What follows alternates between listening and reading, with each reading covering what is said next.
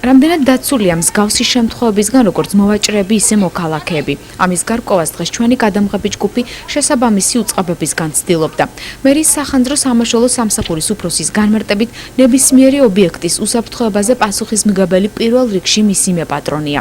მისივე თქმით, მსგავსი ფაქტის დაფიქსირების შემთხვევაში სახანძრო სამაშველო მანქანებს ბაზრის ტერიტორიაზე ყველა წერტილში მისვლა გაუჭირდებათ.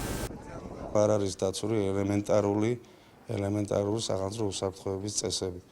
ანუ არ არის გასასვლელები, არ არის მისასვლელები, მისასვლელი გზები ობიექტებამდე ჩახერგილია და სავსებით შესაძლებელია, რომ ნებისმიერ ბაზრობაზე, კიდევ ერთხელ ვლაპარაკობ, არა მარტო ფოთში, არამედ ნებისმიერ ბაზრობაზე სამწუხაროდ ასეა რეალობა. როგორც გაირკვა დღევანდელ თათბირზე, სახანძრო სამაშველო სამსახურის უფროსი კონკრეტული წინადადებებით გამოვიდა.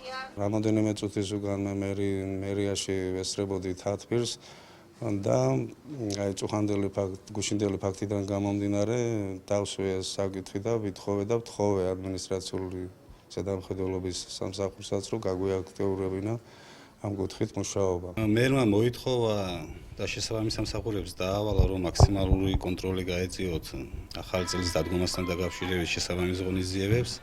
პირველ რიგში მოითხოვა უსაფრთხოების წესები იყოს მაქსიმალურად დაცული და ყველა იმ ადამიანს, ვინც შემომტანია და ამსაღებელია დაიცვანს საქართველოში მოქმედი კანონმდებლობით ეს წესები და კონტროლი დაევალა ადმინისტრაციულ ზედამხედველობას და სამაშველო და სახანძრო სამსახურს, რომ მაქსიმალურად მიაქციონ ყურადღება და კონტროლზე იყოს აყვანილი მდგომარე.